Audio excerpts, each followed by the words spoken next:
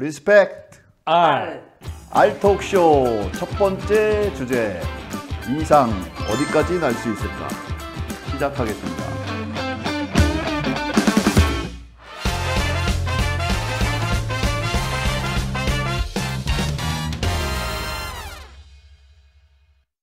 오늘 그 첫 번째 시간을 맞이해서 두 분 다 이제 시를 창작을 하시고, 한 분은 평론을 겸하면서 이제 작품 활동을 하시고, 그다음에 또 한 분은 시를 전문적으로 이제 가리키시면서 또 창작 활동을 하고 계시는 두 분을 모셨습니다. 먼저 이충재 시인님 소개드립니다. 네, 반갑습니다. 네, 저는 그 시를 쓰면서 한 2015년부터 문학 시평론이죠. 시평론을 주로 하고, 서평을 하면서 우리 생활 속에서의 그 책, 그 다음에 작가의 의도, 우리의 삶의 질을 높이고, 그 다음에 인간성, 상실되는 인간성을 다시 회복하는데 주력을 두고 문학 활동을 하고 있는 이충재입니다. 또 이렇게 좋은 리스펙트 R 토크쇼에 또 초대받아서 매우 기쁘고 감사합니다. 반갑습니다. 네, 반갑습니다. 네네. 다음 이상미 선생님 자기소개 한번 부탁드리겠습니다. 안녕하세요. 이상미입니다. 저는 시를 쓰면서 또 시창작을 지도하고 있는 이상미입니다. 이상하다. 이상미입니다. 그리고 시를 쓰면서 다시 해도 됩니다. 연습 없이 하니까 표시가 나. 잘해주셔야 편집하는 사람이 편하니까. 안녕하세요. 시 창작을 지도하고 있는 이상미입니다. 이래도 되지? 네. 이 정도. 괜찮아, 그냥 이제부터 편안하게 자, 하면 돼. 네. 오늘 첫 번째 그 주제 이상에 대해서 우리가 이제 앞으로 이제 얘기를 해볼 건데, 여러 사람들이 이상에 대해서 되게 어렵다 뭐 이제 그런 말들도 많이 하고 뭐 그렇게 말씀들을 하는데, 이 주제에 대해서 어떻게 생각하세요? 사실 우리나라에서 그 시인들, 시 문학에 아마 논문을 쓴 가장 많이 썼던 사람이라고는 한 두 사람 정도 꼽을 수 있겠죠. 김혜경인 이상하고 그다음에 그 김수영을 뽑을 수 있는데, 요즘에 갈수록 좀 더 진정성 부분에서는 그 이상 부분에 더 시간을 많이 할애하고 이제 궁금점을 갖고 깊이 있게 연구하는 그런 대상이 아마 이상 시인으로 알고 있는데, 사실 이상 시인은 또 전문 진짜 자기가 전공한 사람들 중에서도 이상에 접근하기를 굉장히 어려워하고 부담스러워 하는데, 아마 우리 이 시간은 그럼 이상이 뭐냐? 뭐 한강도 노벨 문학상을 탔는데 이제는 우리의 뭐 독자가들이 이제 이상의 수준과 궁금증까지도 접근해 들어갈 수 있는 아마 그런 수준까지 오지 않았나. 그래서 그러면 이상이 뭐고, 이상의 작품이 왜 어렵고 왜 그림 같은 작품을 이렇게 써놓고 지금 어려워하는가. 그 부분을 한번 허심탄회하게 또 우리가 전문가라기보다는 어쨌든 시 문학을 하는 사람들 입장에서 똑같은 궁금증을 접근해보는 아마 같은 시험 무대라고 판단이 돼서 굉장히 저도 호기심이 가고 기대가 됩니다. 어떻던데 저 이충재 선생님 같은 경우에는 이제 그 평론을 하고 계시지 않습니까? 평론을 하는 입장에서 봤을 때 그 말씀을 해주신 것 같고, 그 저 이상미 선생님 같은 경우에는 이제 창작을 가리키는 그런 입장에서 사실 그 내가 몇 번 그 강의하시는 것도 제가 들어보고 했는데, 이상에 대한 언급은 사실 그 당시에는 이제 뭐 그런 것들은 없었고. 그렇죠. 저는 이제 그 평생교육원에서 창작을 지도하다 보니까 이론보다는 실기 위주의 수업을 하기 때문에 잠깐 뭐 김소월 정도 시인 정도까지는 예를 들어도 뭐 이상까지 깊이 들어갈 일은 사실은 실기 수업은 흔치 않기 때문에 그렇고요. 저는 이제 이거를 하신다는 말씀을 듣고는 왜 하필 이상일까? 하필 이상일까? 더군다나 이상하게. 아니 정말 도처에 그 문학 콘텐츠가 넘치는 그렇지. 시대에서 왜 굉장히 어려운 걸 선택하셨을까라는 생각을 사실 지금 이 순간까지도 해요. 그런데 아마 이게 화두인 것 같아요. 끝내 답을 쉽게 얻지 못하는 요것이 아마 이거의 메리트가 아닐까. 그래서 조금 문학에 인연을 스친 사람이라면 쉽게 접하기 어려운 이상 얘기를 우리가 다룬다는 거에 대해서 그 공감대만으로도 한 번은 클릭할 수 있지 않을까라는 생각으로 굉장히 긍정적이에요. 그런 부분에서는. 저희가 오늘 이 이상에 대해서 대화하는 그 자체가 네. 그게 어떤 뭐 답을 얻고자 하는 거는 네. 아니고 말씀하신 대로 그 어떤 화두를 던진다는 그런 의도에서 그렇죠. 예.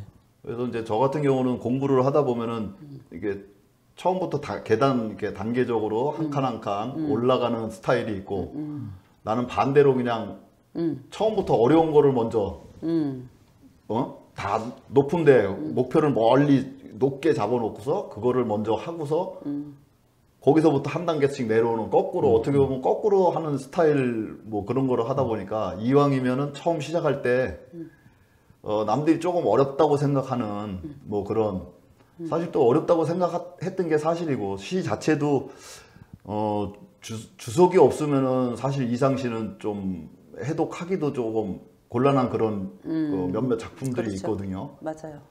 그게 이제 후반으로 갈수록 앞으로 이제 좀 다뤄지겠지만 후반으로 갈수록 그런 것들은 점점 다듬어지기는 하는데 이제 뭐 그런 쪽에서 중요한 것은 우리가 답을 찾는다는 얘기보다는 그렇죠. 그냥 화두를 던져놓고 그냥 우리끼리 자유롭게 한번 얘기를 해보자. 뭐 그런 취지에서 이상을 이제 선택을 그렇지. 해본 거예요. 그건 뭐 지금 그 말씀하신 부분들이 사실은 우리가 어려운 거 쉬운 거의 차원이 아니라 방법이죠. 연역적인 방법에서 접근하느냐 귀납적인 그렇죠. 방법에서 접근하느냐는 방향을 내가 어디서 앞에서 들어갈 거냐 뒤에서 들어갈 거냐 아니면 옆구리를 찔러 들어갈 거냐라고 하는 그런 연구하는 사람의 관심사거든요. 근데 이제 요즘에 딱 지금 그 시창작의 끝에가 뭐냐면은 서정시부터 시작해서 이제 포스트 모던까지 왔잖아요. 이제 여기서 끝났단 말이죠. 근데 이미 이상은 1933년도 전후에 이미 포스트 모더니즘을 초월할 수 있는 그런 작품을 썼기 때문에 여기 매듭되어진 입장에서 와서 그러면 다시 이제 1933년도 그 전후로 딱 컴백을 하면서 이상을 연구하게 되는 거죠. 포스트 모더니즘이라고 하는 썼던 사람들도 완벽한 포스트 모더니즘을 추구하지 못한 상태였거든요.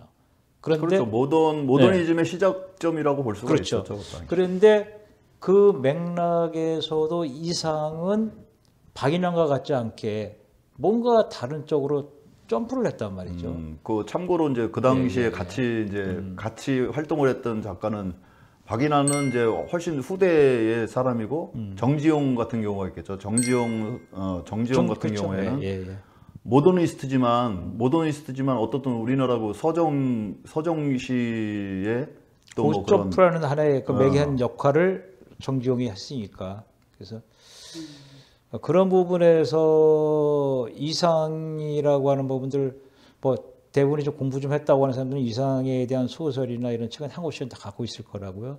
그다음에 로망이 되었던 관심들은 한 번씩 글을 쓰려고 하는 사람들은 이상에 대한 관심들은 그러니까 한 번씩은 갖고 넘어가지 않을까 그런 생각을 그래서 해요. 우리가 노벨 아까도 말씀드렸지만 노벨 문학상을 배출한 민족이 되니 이제쯤 한 번쯤은 우리가 이상에 대해서 소설이든 시든 한 번 좀 의욕을 갖고 접근해 볼 필요가 있다. 그것이 정확한 답을 우리가 찾아내지 못한다 할지라도 그 정도의 토크할 수 있는 수준까지 올라가야 되지 않겠느냐. 한강 작가가 이제 그 학교 다닐 때 연세대학교 다닐 때 그 논문이 석사 논문인가가 아마 그 저 이상에 대한 그 연구를 한 것 같더라고요. 그 내가 그 찾아보다가 결국 이제 못 찾고 중앙도서관에는 그 자료가 없더라고요. 관심 있으신 분들은 연세대학교 뭐 도서관에는 아마 그 자료가 보관되어 있지 않을까 뭐 그런 생각을 하고 뭐 이상에 대해서 그러면 이제 본격적으로 한번 그 이상의 그 어린 시절부터 한번 더듬어 볼까요? 이상의 집을 갔다 왔어요, 제가. 그래서 이제 어렸을 때 그 이상이 이제 살았던 그 통인동 통인동 일대, 지금 이상의 집이 그대로 남아 있더라고요. 그게 그 박물관 조그맣게 해갖고 단층 끝자리 골목에. 네. 오. 여기가 통인동 골목이거든. 맞아요. 여기가 이제 이상의 집이고. 저렇게 여기 살던 집이에요. 그렇구나. 저기 조그매요, 단층이에요. 이상이 살던 집. 어렸을 때 책도 좀 있고 이렇게. 그 이상에 관련된 그 자료들 쭉 있고.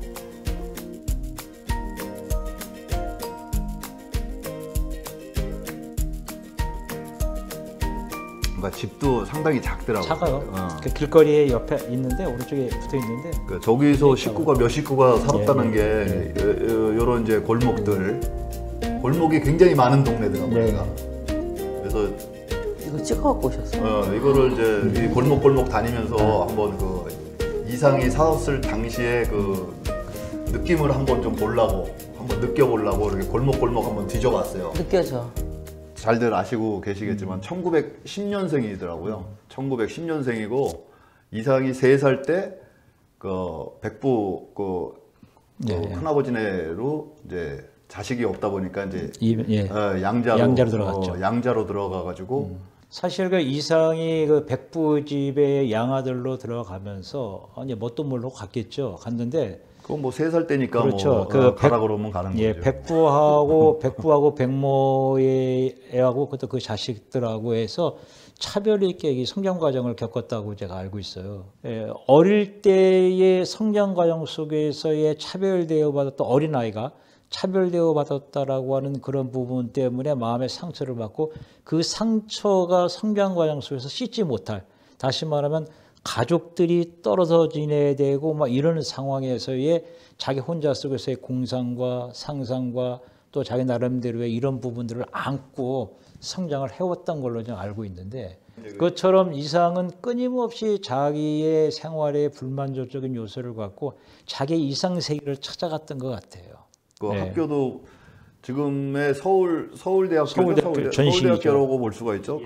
근데 거기도 뭐 인원수가 그 같은 과에 학생 수가 13명이었대요. 그렇죠. 그 평론하시는 분의 의견은 그 13이 그 학생 13이라는 그거하고도 또 대입을 시키는 분들도 있더라고.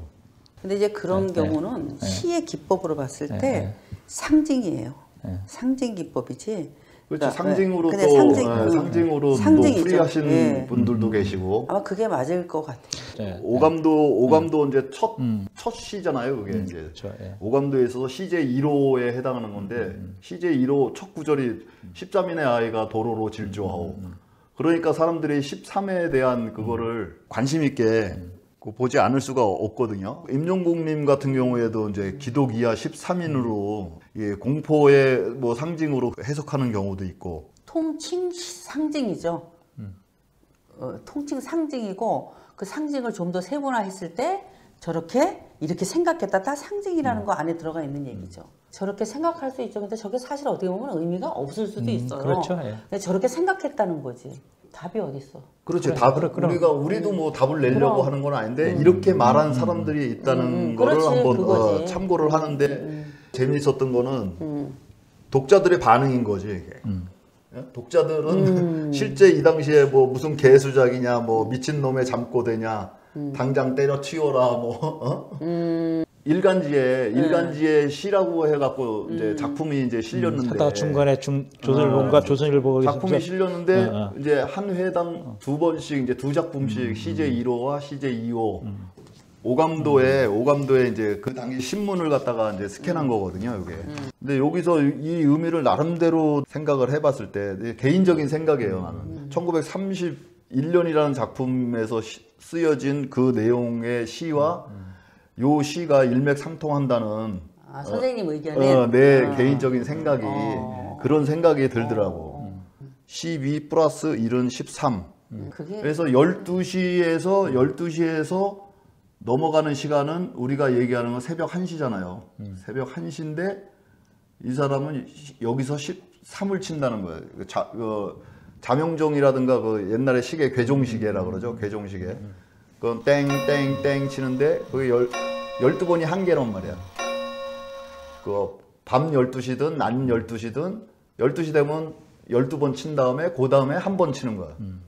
그 다음에 또 이렇게 계속 넘어가는데 거기서 13을 쳤다는 거지 이제 이게. 오감도의 시제 1호에서 13이 의미하는 거는 주기 경계 조건이라는 여기서 끝나면은 다음에서 바로 여기서 또 뒤이어서 나오는 그런 쪽에 생각을 갖게 되더라고요. 이럴 수도 있을 것 같아요. 10이라는 거는 우리가 인간이 살고 있는 시간이잖아요. 우리가 12. 만든 시간이잖아요. 그렇지. 12는. 12. 근데 이제 시인이 그렇게 갇혀 있기만 하겠냐고요. 존재에 대해서. 끊임없이 어딘가 일탈을 꿈꾸던가 어디면 그 그렇지. 이상을 벗어나야 되는, 벗어나고자 그죠? 하는 그런 열망이 너무 그렇죠. 강한 거죠. 그래서 13이라는 숫자를 찾은 거 아닌가. 그렇죠. 자기 나름대로. 나도 그렇게 생각을 그렇게 그게, 하게 되더라고. 그래서 그거를 머릿속에 두고 오감도 시제 1호를 다시 한번 보니까? 읽어보고 음미해 보니까 다르지. 또 다른 느낌이 들더라 이거지. 이제. 어느 누구도 우리가 이런 이야기를 하고 어느 독재가 이런 얘기해도 그 맞습니다. 틀렸다라고 이야기할 수 없다는 얘기예요. 그 우리가 이상하지만 이제 이상이 이제 그 이름 그 호죠. 정확하게 말하면 이제 호고 본명은 이제 김혜경인데 네. 이름 자체를 바꾼 거예요. 성까지 바꾼 거라고. 구본웅 화백의 말에 의하면은 자기가 이제 화구 상자를 준 거에서 그 오얏나무 상자다.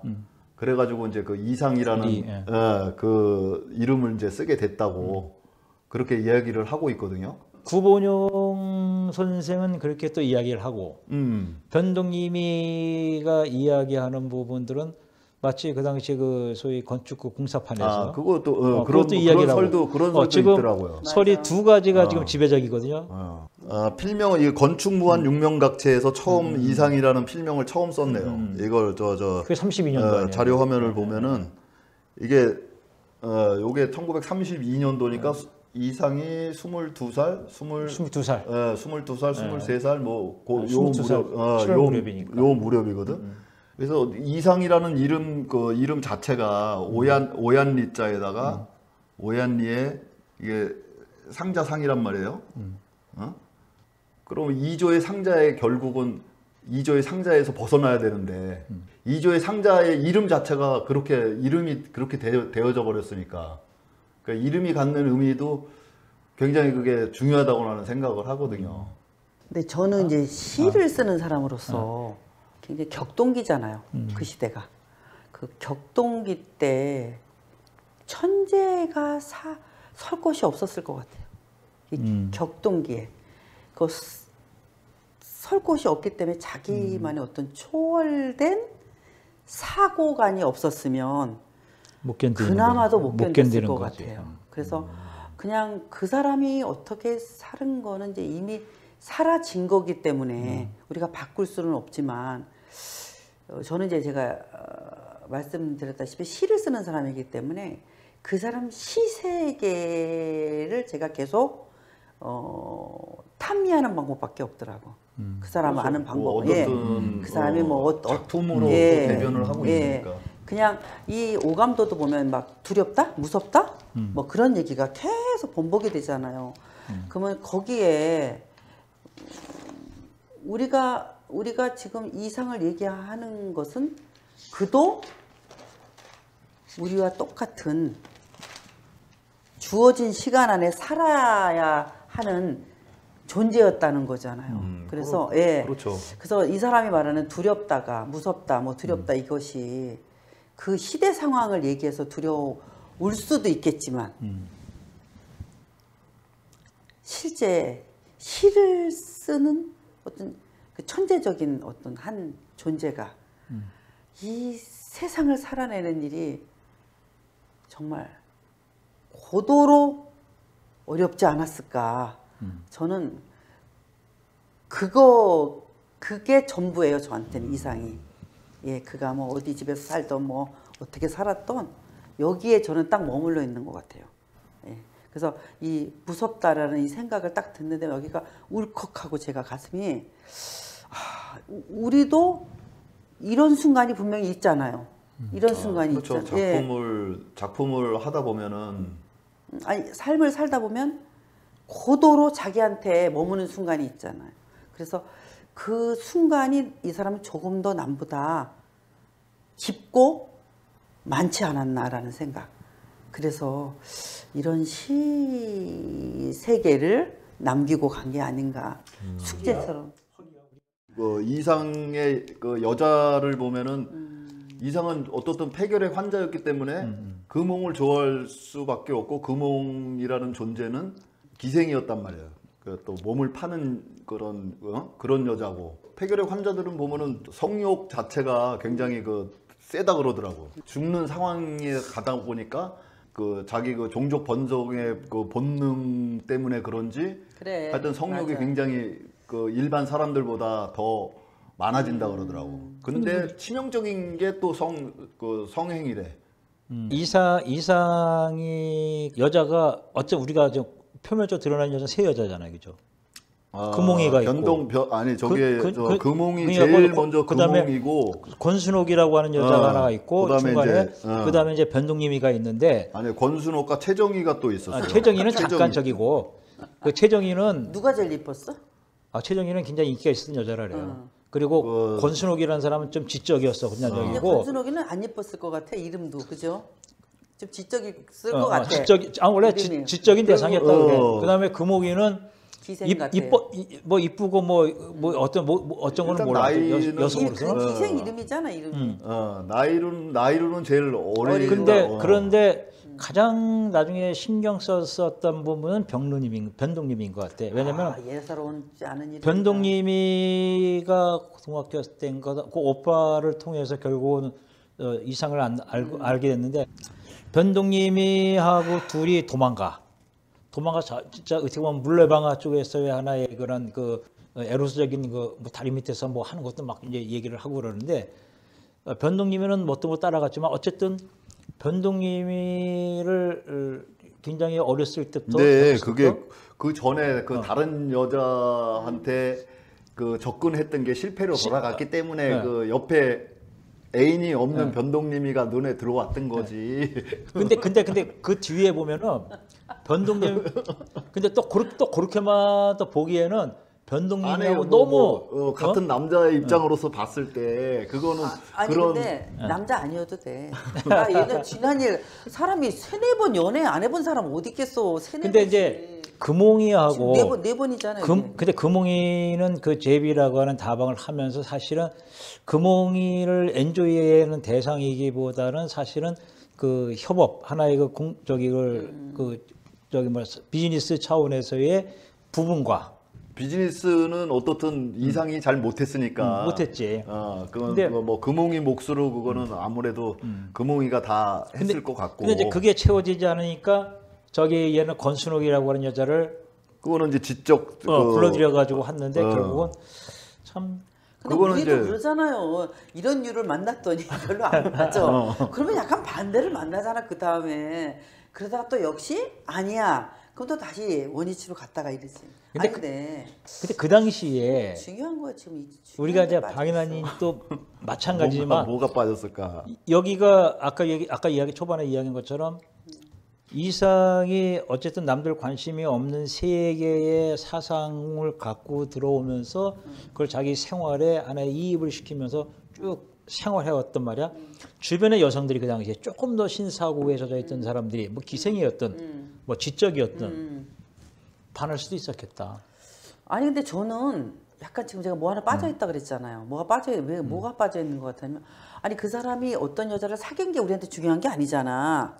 그 사람은 그렇게 지식인이 왜 금홍이한테 빠졌을까? 그 심리가 중요한 거야. 그러니까 말하자면 우리는 이상의 시를 통해서 이상이라는 시인의 의식과 무의식을 한 소절 한 소절씩을 우리가 이렇게 발췌하면서 그 사람의 살았던 것을 더듬어 가는 게 맞는 거지. 근데 그러니까 그걸 근데 더듬다 물론, 보니까 아니, 근데 선생님 금몽이 이상의 금몽이를 만난 게 뭐 어때? 그 당시에 아니 금몽이는 만나는 게 나쁘다는 게 아니라 왜 언뜻 생각할 때 금몽이는 성적 배출구지. 아니 그러니까 이제 어. 그 얘기를 그런 얘기를 조금 더 집중적으로 하고 싶다는 거야. 금몽이를 만나고 뭐 최정희를 만나고 뭐 권순홍이 이게 아니고 왜 금몽이었을까?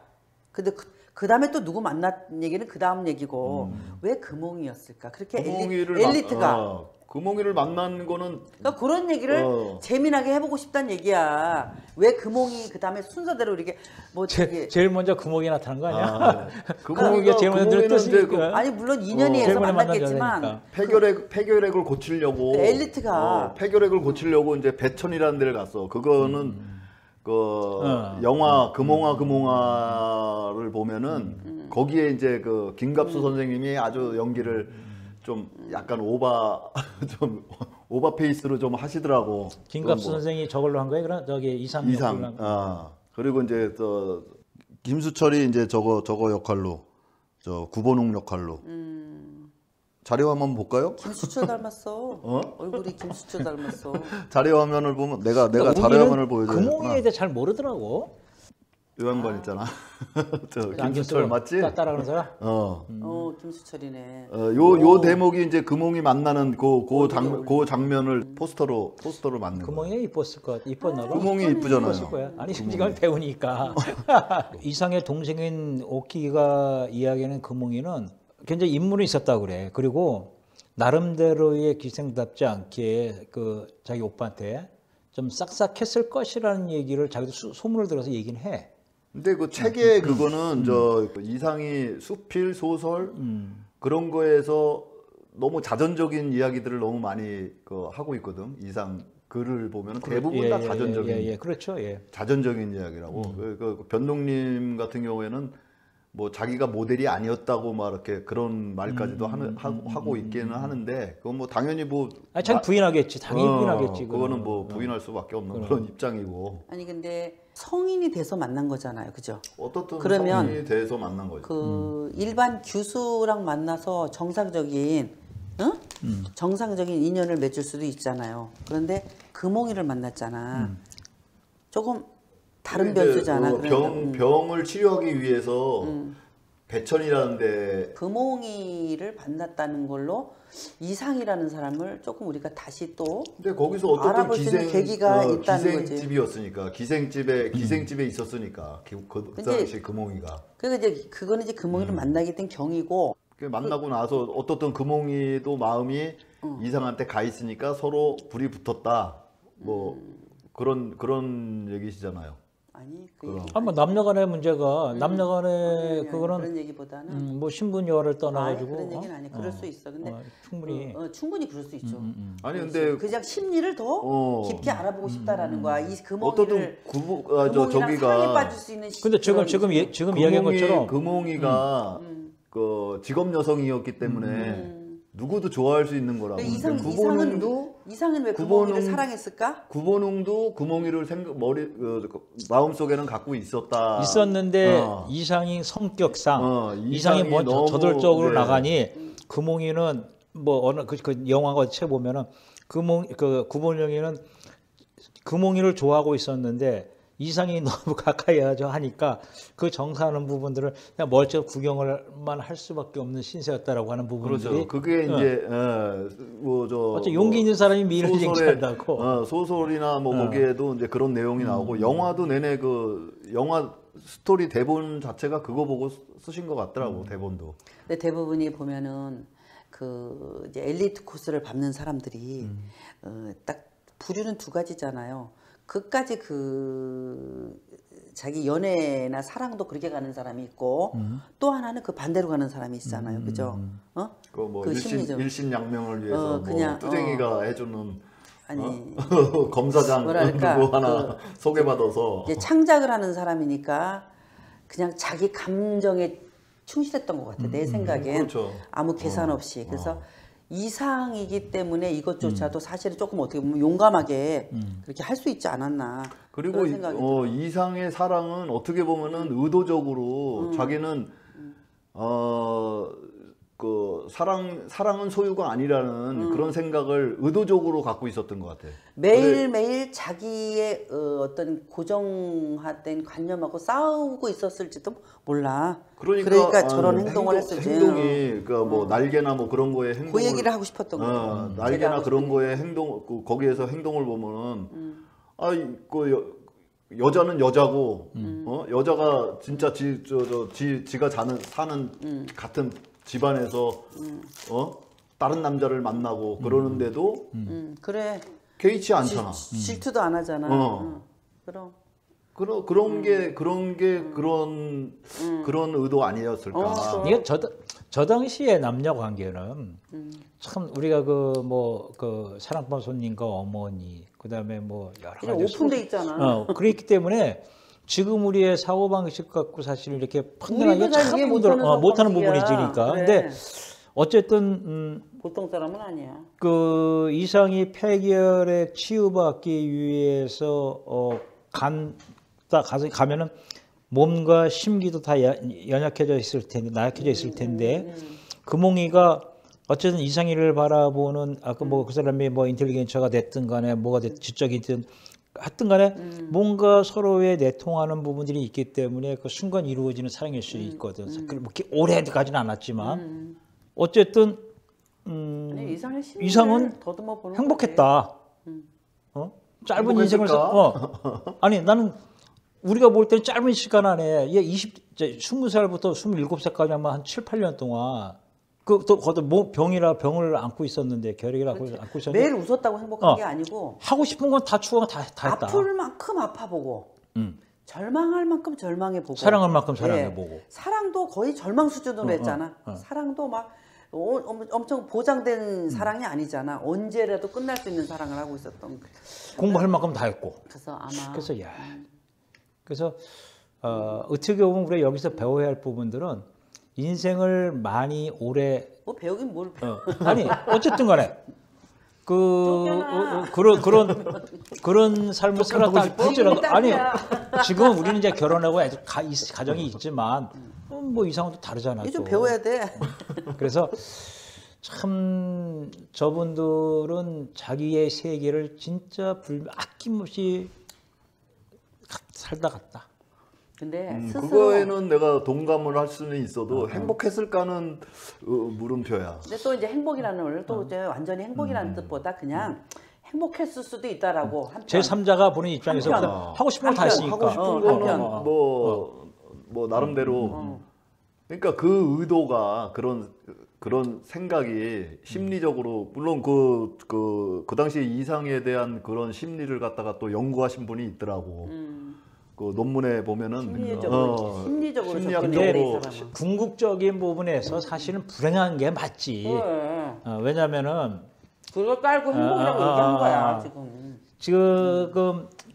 이게 김종은 교수가 카톨릭 의대 교수 정신의학과인데 이분이 이제 쓴 논문에 보면 천재 시인이라는 이상은 정신병자였나라는 퀘스천마크를 붙이는데 불안의 근원으로서의 이제 그 이상과 이상 작품을 분석을 쭉 약간 언급을 했고 이상과 여자, 이상에게 있어서 여자는 곧 증오와 공포 이외에 다른 아무것도 될 수 없다. 그럼. 이렇게 얘기를 하네. 그 우리가 이 사람이 그 말 안 했어도 우리가 했어 이 자리에서. 왜냐면 우리가 지금 심리적으로 접근하자고 그랬잖아. 그러니까 지금 봐봐 저 김갑수 얼굴이 지금 엄청 저거 눌러서 엄청 행복해 보여. 이상을 소재로 해가지고 동기부여를 하는 사람, 영화는 영화, 뭐 드라마는 드라마 그런 것들이 이제 많이 나타나거든. 그래서 아까 이제 영화 얘기 잠깐 했었는데 금홍아를 필두로 해가지고 뭐 이게 95년도에 나온 거고 뭐 드라마 MBC 드라마에서는 또 2013년도에 이제 그 이상이라는 거에서 조승우가 이제 주연을 해갖고 드라마로도 이제 제작이 됐고 건축 무한 육명각 제 비밀이라는 뭐 시나리오 공모전에서 이제 저기 한 그런 영화도 또 나와 있고 이런 소재들이 계속 나오는 거야. 요게 이제 삼사문학의 36년도 10월 정도에 10월에 발표된 거니까 일본에 가서 이제 그 당시 이제 그 변동님을 만나고 난 이후에 쓴 작품이라고 봐. 장난감 신부 살결에서 있다가 우유 내음새가 나기도 한다. 멀지 아니하야 아기를 낳으려나 보다. 촛불을 끄고 나는 장난감 신부 귀에다 대고 꾸지람처럼 속삭여 본다. 그대는 꼭 갓난아이와 같다고. 이제 요런 저거를 보면은 점점 이제 이 서정화되어지는 거잖아. 서정화되어가는 과정에 이게 그러니까. 이제 뭐 초현실주의에 가까운 그런 작품인데 그러니까. 그 목장까지 산보 갔다 왔답니다. 장난감 신부는 낮에 색색이 풍경을 암송해 갖고 온 것인지도 모른다. 뭐 요런 대목 같은 거 보면은 예전에 썼던 이상 작품과는 조금 다르다. 이상이를 이야기할 때는 어느 한 부분만 잠깐 집중 탐구를 하니까 이상이 어려워지고 그렇지. 또 이상이 난해하고 전체를 하는 전체를 건데 봐야 되거든. 이상이 그 오감도부터 시작해서 뒤에 숫자를 거꾸로 뒤집어놓는 거 이렇게 쭉 그 시를 이렇게 보면은 그게 불과 얼마 안 돼요. 얼마 안 되는 동안 계속 써내야 되는 작품이거든. 근데 이 작품은 지금 1936년도 작품이야. 10월달 나온 건데 이게 1936년도 작품인데 그 전에 것들은 이상의 문제작이라고 할 수 있는 작품들이 대부분 이 시기에 나온 거야. 그러니까 그걸 오래 걸려서 쓴 게 아니야. 다 이게 문제작들이야. 다. 그러니까 근데 오래 걸렸. 중요한 거는 이게 다 조선과 건축이라는 이 잡지에 발표된 거거든. 이거는 오감도 이전의 작품이라고 내가 저기 했잖아. 오감도 그러니까 우리가 여기서 이거는 아마추어들이 내는 잡지야. 이거는 그러니까 건축가들이 보는 잡지이기 때문에 맞아, 일반 대중들이 보는 잡지는 아니고.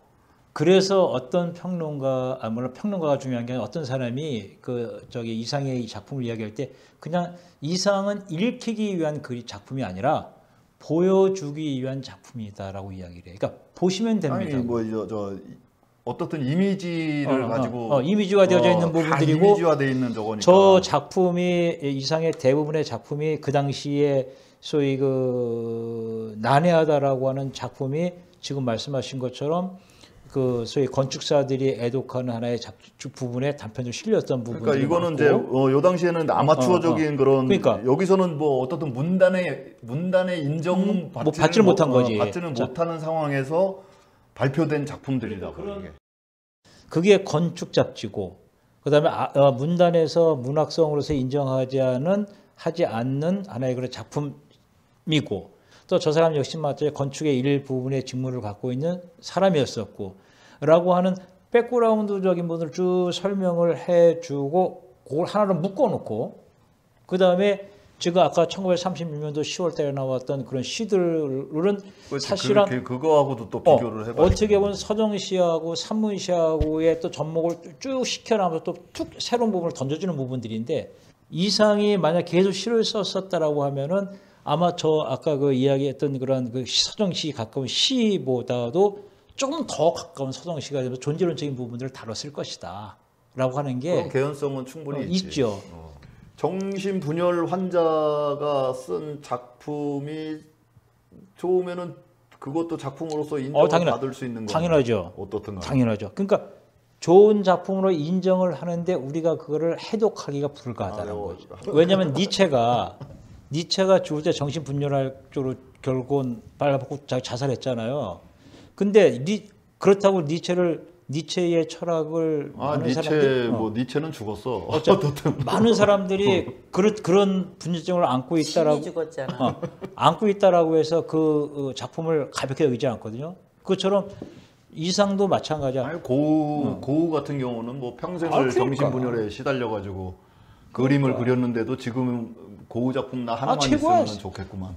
세계에서 최고로 높은 각을 받는 고우 작품 아니겠어요? 그러니까 그런 소설가들도 많고 뭐 아니 근데 이완이라는 게 미친 순간이 이완이잖아요. 그러니까 뭐 극한의 상태. 그러면 극한의 상태가 이완은 못 미친 상태가 이완하니까. 아니에요. 그렇지 그렇게 말할 수 있는데 완전히 경직이 전혀 다 풀린 상태인데 극한의 심령 상태까지 가서 쓸 수 있으면 쓰는데 우리가 그렇게 해서 또 그걸로 바꾸는 아니 맨정신에서 못 쓰는 게 한이지. 그잖아 맨정신은. 아니 맨정신에서는 못 쓰니까. 아니 맨정신 못 쓰니까 약을 몰입하려고 하잖아요. 그러니까 이제 그런 방법도 쓰는데 그냥 나도 모르게 나도 모르게 내 삶이 그렇게 그쪽으로 흘러가서 그렇게라도 그 정신에서라도 자기가 뭘 붙들고 썼다면, 흔적을 남겼다면, 맞아요. 그것도 또 우리 존재의 증명 아니에요? 어쩌면 독자들이 원하는 게 그걸 수도 있어요. 자, 나는 문학예술을 하기 위해서 너무 자유분방해서 어느 조직에 몸담고 있는 게 너무 힘들어. 너무 힘들어서 그걸 사표를 내고 때려치고 나와야 돼. 그러면은 나오면은 내 가족은 누가 먹여 살릴 거냐고. 근데 독자들은 그걸 좋아해. 근데 알아서 다 먹어. 그런데 독자들은 그런 고뇌 속에서 내가 외마디 불평불만처럼 툭 말았던 거거나 안 노트에다 끄적끄적 써가지고 시라고 해서 냈는데 자기가 하지 못하는 거, 자기의 잠재의식 속에 자들을 자유하고 싶은 기질을 갖고 있는데 카타르시스지 뭐 그게. 그러기 때문에 대리 만족하는 거죠. 그렇기 때문에 이상이 되었던 니체가 되어졌던 고가 되어졌던 이런 모든 그 불합리한 삶을 우리도 그렇게 살아야 되냐 이거지.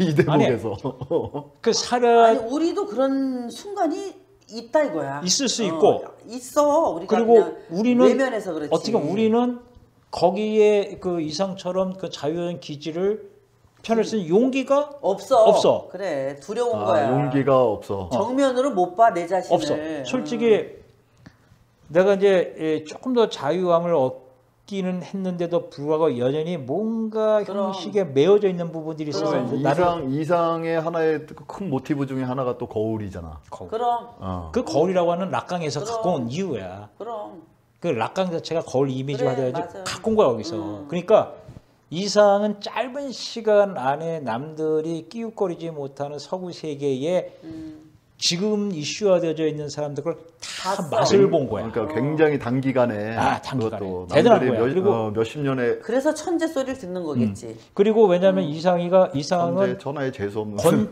그 약자인데 이상이 공부를 했던 그 자기 그 학교가 그래도 우리나라에서는 조선에서는 그래도 괜찮은 데고 그 다음에 거기에 교수진들이 서구에서 이렇게 배웠을 것이라고 함으로 인해서 일본 쪽보다 그쪽 일본 어차피 이쪽 식민족이니까 그럼에도 불구하고 이상이 그쪽에서 그들을 통해서 뭔가를 접했을 거야. 그렇지. 그래서 그 부분이 이상의 그 작품에 다 나타나죠. 그런 것들을 그걸 오간 사람이잖아. 접했던 흔적들이 그러니까. 뭐 아인슈타인을 접했던 흔적, 뭐 그런 흔적들이 작품에 다 그런 것들이 나타나요. 이 사람은 어린 나이에도 불구하고 극과 극을 오갔던 사람이라. 짧은 시간에. 극과 극을 오가. 어차피 우리는 그 뭐 쫓아갈 수도 없을 거고. 아니지, 우리도 다 내면에 어떻게 쫓아가? 아니 내면에 그게 존재해 있는데 못 끌어내는 거야. 용기가 외면하는 없다고? 거지.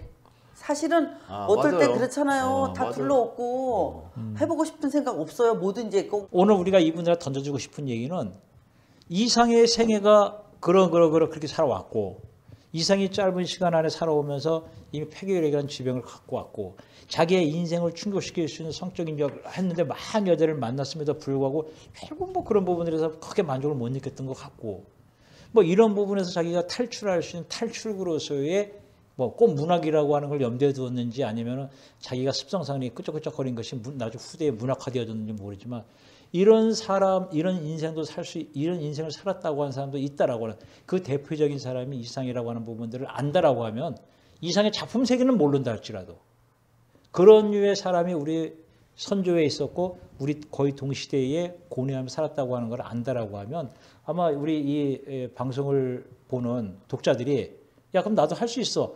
나의 잠재의식 속에서 용기가 없었던 부분들을 표출할 수 있는 자유함을 나도 표출할 수 있어. 표현할 수 있어. 라고 하는 것만 던져준다고 그래도 우리가 좀 의미 있는 자리가 되지 않았을까? 이런 생각도 해보는데요. 한번. 두려워하지 않고 자기가 두렵다고 얘기할 수 있다는 거가. 굉장히 자기가 두렵다는 걸 얘기할 때 우리는 사실 굉장히 그 자체가 두렵거든. 근데 자기가 두렵다는 걸 한 번도 아니고 13번이나 두렵다고 얘기할 수 있다는 거. 진짜 두려웠을 거야. 그래서 이 사람이 무서워했던 게 뭘까라는 게 아까부터 계속 그 부분이 오늘 이상은 오감도로 다 말하고 있다라는 거야. 시로 미치지 못하는 것들의 등장인물로 나왔던 것들이 아니었을까. 자기가 시로 미치지 못하는 것들을 어떤 자기 증명을 하기 위해서, 자기 존재를 증명하기 위해서 이렇게 혹시 그런 것들이 나왔던 게 아닌가라는 생각이 들면서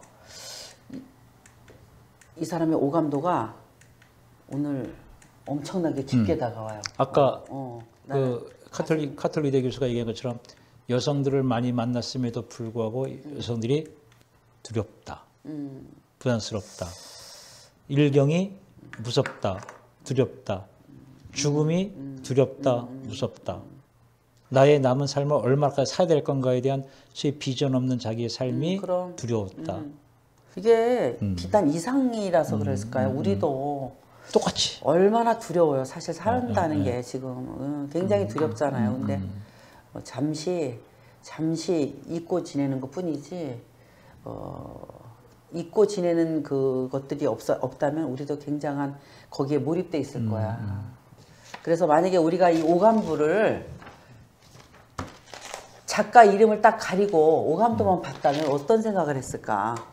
어? 뭘 어떤 생각을 해요? 독자들이 한 말하고 똑같이. 아니 이거를 딱 가리고 봤다면 우리는 이랬을 거야. 아, 나도 이럴 때가 있었어. 처음부터 알파부터 오메가까지 두려운 순간이 나도 있어. 그치? 이렇게 느낄 순간이 있다는 거야. 그래서 우리가 말하자는 것은 이상이기 때문에 오감도를 달리 해석하지 말자라는 거지. 이상도 우리하고 똑같이 때로는 나를 내려놓고 내 존재를 증명하기 위해서 잠깐 일탈할 수도 있는 거고, 혹은 좀 향락을 즐길 수도 있는 거야. 그러다가 다시 또 어느 순간에는 또 본연의 자세로 돌아올 수도 있는 거고, 똑같아. 그러니까 모든 것을 이상이라는 사람에 가둬놓고 생각하지 말자라는 거야. 그 이상도 그 이하도 아니다. 그래, 맞아. 나는 그러니까 오늘 어떻게 보면은 이상이라고 하는 사람, 시인으로 이상이 아니라 이상이라고 하는 사람이 안고 있는 시대상과 그 자기 짧은 시간 안에, 야, 이 양반의 시를 읽고 이 양반의 삶의 단면, 어느 단면만을 끊어서 시하고 연관을 시켜서 우리 현대인들은 다 정신질환적, 크고 작은 정신질환적인 요소를 알고 있잖아. 어떤 사람이 나는 정신병원으로 출근한다라고 하는 책도 쓴데, 나는 정신병원으로 출근한다는 책도 있는데, 나는 나를 왜 괴롭히는가라는 책도 쓰고 그러는데, 자, 그런 거를 볼 때에 이런 시를 갖고 포장되어져 있는 아픈 시대를 아프게 살아가, 아픈 영혼을 갖고 살아가는 자기 진실에 대한 고백하지 못하면 늘 어딘가 가두어져 있으면서, 그러니까 우리 자살하는 사람들이 많은 거 아니에요? 이런 사람들, 이런 독자들을 상대로 치유 개념의 이상의 작품을 도입해서 삶의 일부분을 갖고 이야기해도 충분히 치유 방법이 될 수 있겠다라는 생각도 한번 해봤어요. 저는 이상은 잊어야. 이상을 알아서 뭐야? 이상이 누구를, 어떤 여자를 알았든 뭐 어떻게 뭐 했든 그래. 한 생애를 우리가 그 정도만 읽었으면 됐어. 그가 화두처럼 던진 오감도는 한 줄도 해석을 못하면서 이상의 그 생애만 우리가 자꾸 달달 외워서 어디다 써먹을 거냐 이거야. 이제는 읽고 지금 이제 이 작품에 집중하자. 네, 아니 작품이라기보다 이거를 항상 뭐든지 그래요. 작품 읽기 이전에 다 삶의 화두예요. 시는 다 화두잖아요. 그렇죠. 그러니까 이걸 화두로 놓고 지금 이 콘텐츠에 들어온 구독자분들이 어떤 층인지는 모르겠지만 누가 오더라도 다 누구나 그토록 한 시대를 살다간 어느 정말 그 엘리트가 이토록 아파하고 무서워했던 게 뭘지 한번 그 입장이 돼서 나도 한번 그럴 수 있는 시간을 가져본다면 그게 충분히 이상을 만나서 스스로를 성찰할 수 있는 가장 큰 계기가 되지 않을까. 저는 오늘 그래서 이 콘텐츠가 오늘 그걸로 엄청 의미가 있었다고 저는 생각해요. 이것으로서 이상에 대한 이야기 마무리하도록 하겠습니다. 컷. 감사합니다. 수고하셨습니다. 수고하셨습니다. 네. 저는 30년 이상 그 소시민적인 셀러리맨 역할을 감당하면서 문학이라고 하는 테마를 놓지 않고 똑같이 병행을 해오고 있습니다. 어쩌면은 현실을 떠나서는 문학이 생명력이 적다라고 보는 사람 중에 한 사람입니다. 누가 저에게 물어보면 왜 문학을 하느냐? 상실된 인간성 회복에 주력을 두고 있습니다. 그래서 시뿐만 아니라 평론, 그다음 서평, 인문학 평론이죠. 인문학 서평과 그다음에 신앙적인 서적과 그다음에 중년들이 참고로 할 그런 책들을 많이 소개하고 있고, 제 블로그, 네이버 블로그에 보면 시인 이충재의 책 소개하는 그런 블로그가 있습니다. 제가 거의 하루에 한 권 혹은 이틀에 한 권의 인문학 서적을 제가 소개를 하고 있습니다.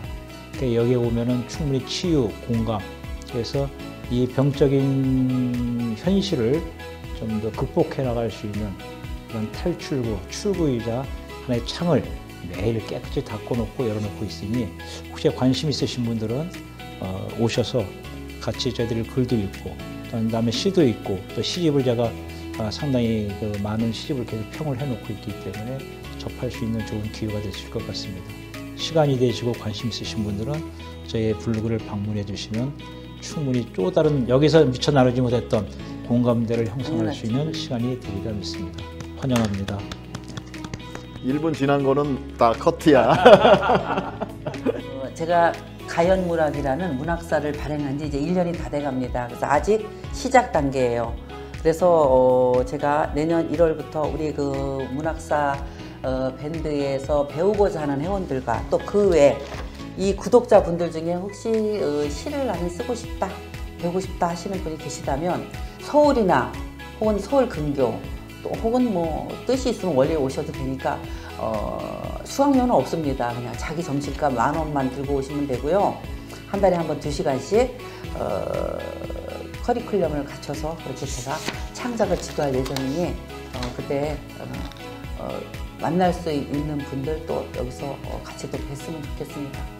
네, LA에서 감사합니다. 가도 되나요? 그럼요. 저기 외기에서 와도 돼요. 네, 안녕하세요. 저는 연기자 은세연이라고 하고요. 뭐라신 소리님, 그 당시에 옛날 그런, 옛적에 영화 감독이자 싱어송라이터이자 작가입니다. 저수지에 우리나라 보면 개들 많이 돌아다니니까 전혀 관계없는 얘기를 시끄럽게 떠들고 있다고. 어떤 그 제도권에 갇혀갖고 만든 게 아니고 네. 오! 박수 좀 쳐주세요. 뻘쭘하니까.